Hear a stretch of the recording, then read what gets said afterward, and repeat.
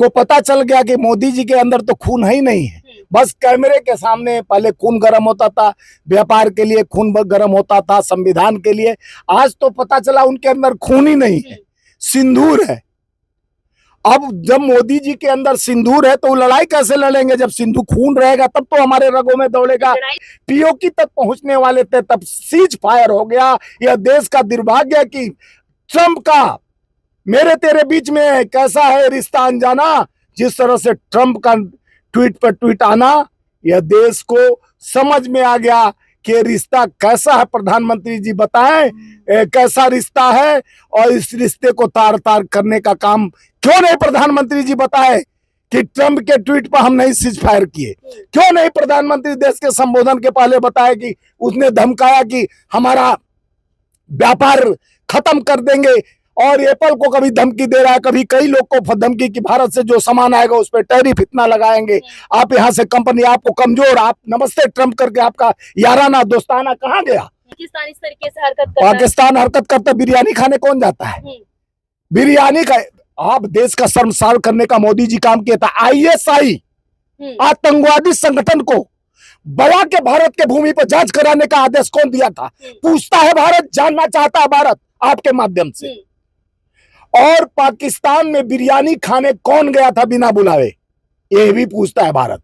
पहलगांव में जो जात धर्म पूछकर मारने का काम किए, उनसे सरकार से एक सवाल है कि उनका फोटो जारी किया गया, वो किस जमीन खा गया कि आसमान निकल गया, अभी तक वो कहां गए, ये भी सवाल है। और जो समझौता हुआ और जिस सीज फायर हुआ, चाहे जो भी घटना हुआ, संसद भवन का विशेष सत्र बनाने के लिए हमारे नेता राहुल गांधी जी ऑपरेशन सिंदूर को लेके मोदी जी की तारीफ करेंगे या नहीं? जिस तरीके से हम मोदी जी का तारीफ नहीं करेंगे, हम सेना का तारीफ करेंगे, हम अपने देश के सेनानियों का तारीफ तो मोदी जी ने लिया ना।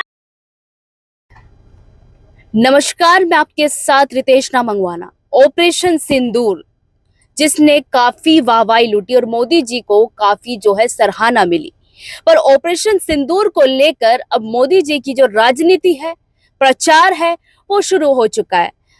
मोदी जी जिस तरीके से बिहार से लेकर बीकानेर तक की रैलियां कर रहे हैं, पर प्रधानमंत्री मोदी जी के पास इतना वक्त नहीं है कि वो जम्मू कश्मीर के पीड़ित जो लोग हैं वहां पर मिल सके उनसे।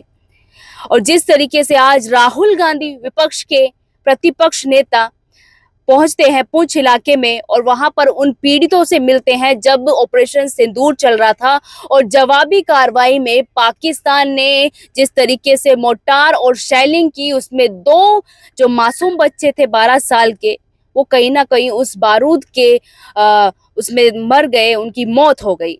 पर विपक्ष यही सवाल पूछ रहा है कि बार बार मोदी जी आप क्यों नहीं अपनी रैली छोड़ते, क्यों नहीं अपना प्रचार छोड़ते। और जिस तरीके से आपने देखा कि आजकल मोदी जी यानी कि प्रधानमंत्री जी का एक बयान है जो संबोधित कर रहे हैं कि उनकी रगों में अब लहू की जगह खून बह रहा है। जिस तरीके से उन्होंने ऑपरेशन सिंदूर चलाया उसको लेकर वो कह रहे हैं कि मैंने अपनी माताओं बहनों का कहीं ना कहीं जो उन्होंने अपना सिंदूर खोया है उसका बदला लिया जा रहा है। पर मोदी जी सवाल ये उठता है कि आप कब पीड़ितों से मिलेंगे, आप कब तक अपनी जो है राजनीति, रैली के लिए आपके पास टाइम होता है क्या, इन पीड़ितों के लिए आपके पास टाइम नहीं है? तो ये जनता और ये विपक्ष दोनों सवाल पूछ रहे हैं। हमारे साथ इसी मुद्दे पर बातचीत करने के लिए स्वामीनाथ जायसवाल है, सीधा इनसे जुड़ेंगे। और दोनों ही जिस तरीके से राहुल गांधी पहुंच गए हैं और मोदी जी ने बोला है कि उनकी रगों में लहू की जगह सिंदूर बह रहा है, तो दोनों बयानों पे टिप्पणी लेना चाहेंगे, क्या इनकी प्रतिक्रिया? ये बताइए स्वामी जी, अब मोदी जी कह रहे हैं कि उनकी रगों में लहू की जगह सिंदूर बह रहा है, तो वही दूसरी तरफ राहुल गांधी पुंछ पहुंच गए, क्या कुछ कहना है? देखिए, देश जानना चाह रही है देश का लोकतांत्रिक संविधान में जिस तरह से बैठे 140 करोड़ जनता की उम्मीद, देश के 56 इंच के वाले सीना वाले प्रधानमंत्री, हम लोग प्रधानमंत्री से बहुत उम्मीद लगा कर रखे थे कि प्रधानमंत्री सेना का स्वर, सेना का शक्ति, सेना का ताकत बढ़ाने के लिए जिस तरह से प्रधानमंत्री अपना और अपने देश का गौरव बढ़ाने का काम करेंगे। आज देश को पता चल गया कि मोदी जी के अंदर तो खून है ही नहीं है, बस कैमरे के सामने पहले खून गर्म होता था, व्यापार के लिए खून गर्म होता था, संविधान के लिए। आज तो पता चला उनके अंदर खून ही नहीं है, सिंदूर है। अब जब मोदी जी के अंदर सिंदूर है तो वो लड़ाई कैसे लड़ेंगे? जब सिंदूर खून रहेगा तब तो हमारे रगों में दौड़ेगा। लड़ाई तो लड़ ली ना, उसके बाद कह रहे मैंने सिंदूर का बदला लिया, जो मेरी माताओं बहनों की सिंदूर उजड़े हैं। मैं बताना चाह रहा हूं आपको, और देश को भी पता, आपके माध्यम से बताना चाह रहा हूं, माता बहनों का बदला तब पूरा होता है। वो 26 लोग जो पीड़ित हमारी बहनें हैं, जिनका अब सुहाग लूट गया है, जिनके परिवार का इकलौता बेटा लूटा हुआ है, उनके पीड़ा को आप राहुल गांधी जी नजदीक से जाकर, हमारे देश के लोकतांत्रिक विपक्ष के नेता नजदीक से जाके और पीड़ा बांटे और समझे। वो आते हैं, अमेरिका का दौरा रद्द करके देश के लिए तुरंत वर्किंग कमेटी का मीटिंग प्रस्ताव पारित होता है, राहुल जी सुबह भागते हैं पहलगाम। प्रधानमंत्री मोदी जी भी आए थे, पाकिस्तान एयरवेज से आधे रास्ते लौट कर आए थे, वो भी देख लीजिए। कुवैत से आते हैं, फराक से आते हैं, तुरंत उनके बाद दूसरे दिन दौरा खत्म करके आते हैं। दूसरे दिन उनका दौरा बिहार से रैली का होता है, चुनावी रैली का होता है। वहां से उनका खून गर्म होकर सिंदूर में बदल जाता है। ऑपरेशन सिंदूर का मैं गौरवान्वित करता हूं सेना पर। हम सेना को सैल्यूट करते हैं आपके माध्यम से। हम सेना के उस सेनानियों का नमन करते हैं, नतमस्तक होता हूं आपके सामने। गौरव का मैं सीना फाड़ कर दिखा सकता हूं कि हमारे सेना का शौर्य कभी कम नहीं होगा। और मेरा भारत का सेना के सेनानी अपने गौरवान्वित व्यवस्था को लेकर आगे बढ़े थे, पीओके तक पहुंचने वाले थे, तब सीज फायर हो गया। यह देश का दुर्भाग्य कि ट्रंप का मेरे तेरे बीच में कैसा है रिश्ता अनजाना, जिस तरह से ट्रंप का ट्वीट पर ट्वीट आना, यह देश को समझ में आ गया कि रिश्ता कैसा है। प्रधानमंत्री जी बताएं कैसा रिश्ता है, और इस रिश्ते को तार तार करने का काम क्यों नहीं प्रधानमंत्री जी बताए कि ट्रंप के ट्वीट पर हम नहीं सीज फायर किए? क्यों नहीं प्रधानमंत्री देश के संबोधन के पहले बताया कि उसने धमकाया कि हमारा व्यापार खत्म कर देंगे, और एप्पल को कभी धमकी दे रहा है, कभी कई लोग को धमकी कि भारत से जो सामान आएगा उस पर टैरिफ इतना लगाएंगे, आप यहाँ से कंपनी आपको कमजोर, आप नमस्ते ट्रंप करके आपका याराना दोस्ताना कहाँ गया? आज हमारे नेता पूछ गए हैं, जहां प्रधानमंत्री को, गृह मंत्री को और रक्षा मंत्री को जाना चाहिए, वहां हमारे नेता राहुल गांधी जी जाते हैं। राहुल जी जाते हैं, पीड़ा समझते हैं। पाकिस्तान की भाषा बोल रहे हैं राहुल गांधी। राहुल गांधी जी ये पाकिस्तान की भाषा बोल रहे हैं। हाँ। राहुल गांधी गरीबों का दर्द सुन रहे हैं। राहुल गांधी 12 साल के जुड़वे बच्चे जेब और जोवा के पीड़ा समझने के लिए उसके घर जाते हैं। उसके बाद वो निरंतर, जिस तरह से आज देश के 140 करोड़ जनता का आघात हुआ है, जिन दर्द से पीड़ित है, कि वो 26 जो लोग हैं उनका अभी तक बदला क्यों नहीं लिया गया? उनके जो आतंकवादी थे पहलगाम में, जो जात धर्म पूछकर मारने का काम किए, उनसे सरकार से एक सवाल है कि उनका फोटो जारी किया गया, वो किस जमीन खा गया कि आसमान निकल गया? अभी तक वो कहां गए, ये भी सवाल है। और जो समझौता हुआ और जिस सीज फायर हुआ, चाहे जो भी घटना हुआ, संसद भवन का विशेष सत्र बनाने के लिए हमारे नेता राहुल गांधी जी, ऑपरेशन सिंदूर को लेके मोदी जी की तारीफ करेंगे या नहीं? जिस तरीके से हम मोदी जी का तारीफ नहीं करेंगे, हम सेना का तारीफ करेंगे। हम अपने देश के सेनानियों का तारीफ तो मोदी जी ने लिया ना कि ऑपरेशन सिंदूर हो गए थे। 47 लेके लड़ रहे थे क्या? वो लेके बम फेंक रहे थे क्या? मोदी जी का क्यों करेंगे?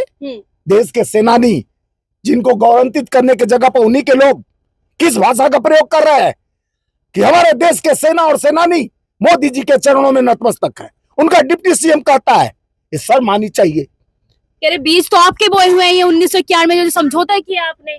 हम 1991 में कहे थे कि डिप्टी सीएम आके बोलो कि सेना के सेनानी को नतमस्तक करो मोदी जी के चरणों में। सेना मोदी जी के चरणों में, बार-बार पाकिस्तान इस तरीके से हरकत करता पाकिस्तान हरकत करता। बिरयानी खाने कौन जाता है? बिरयानी का आप देश का शर्मसार करने का मोदी जी काम किया था। आईएसआई आतंकवादी संगठन को बड़ा के भारत के भूमि पर जांच कराने का आदेश कौन दिया था? पूछता है भारत, जानना चाहता है भारत आपके माध्यम से। और पाकिस्तान में बिरयानी खाने कौन गया था बिना बुलावे? ये भी पूछता है भारत। जिन्ना का तारीफ करते उनके मजार पर चादर आडवाणी जी चढ़ाए थे, पूछता है भारत। जानना चाहता है भारत का हर 140 करोड़ जनता।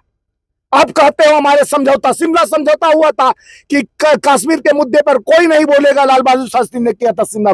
आज खड़ा किया सवाल आपका दोस्त ट्रंप, उस पर क्यों नहीं दिए जवाब, पूछता है भारत। जानना चाहता है देश के लोकतांत्रिक संविधान को जिस तरह से तार तार किया जा रहा है, इनके अंदर तो खून नहीं है, ये नॉन बायोलॉजिकल है। अब तो इनके अंदर सिंदूर बहता है, खोजना पड़ेगा वो पाउडर कहाँ इनके रग में है। पुणे वाला कह रहे हैं एलओपी का मतलब होता है कि राहुल गांधी कहीं ना कहीं पाकिस्तान की भाषा पूरी तरीके से वो क्या बताएगा, शहजाद पुणे वाला क्या बताएगा उसको तो अब तो देखो, पहले ये लोग क्या कहते थे, कटोगे तो बटोगे, नौकरी मांगोगे तो पिटोगे। अब इनकी जन नीति यही है।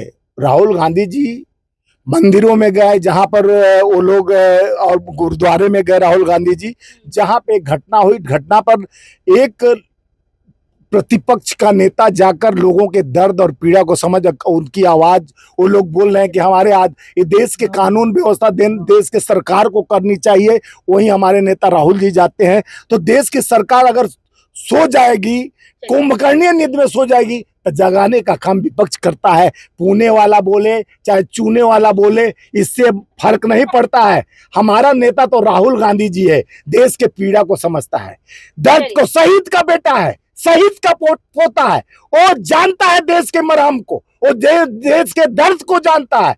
ये पीर परायो जाने ना, गांधी जी बोले थे। ये गांधी के हत्यारे लोकतंत्र को क्या जानेंगे। लोकतंत्र में संविधान विपक्ष कुछ अपना भावना लेकर आता है। बहुत शुक्रिया जय जायसवाल जी। जिस तरीके से शहजाद पूना वाला बोल रहे हैं कि एलओपी का मतलब होता है राहुल गांधी कहीं ना कहीं पाकिस्तान की भाषा बोल रहे हैं, पर जिस तरीके से लगातार राहुल गांधी पर आरोप प्रत्यारोप लग रहे हैं, क्योंकि राहुल गांधी भी लगा रहे हैं और राहुल गांधी पर आरोप भी लग रहे हैं, पर कहीं ना कहीं देखिए जो साधने की कोशिश की जा रही है, वो बिहार के चुनाव को साधने की कोशिश की जा रही है इस राजनीति से, पर किसका ऑपरेशन सिंदूर से फायदा होगा ये देखना बाकी रहेगा। मैं आपके साथ रितेश मंगवाना।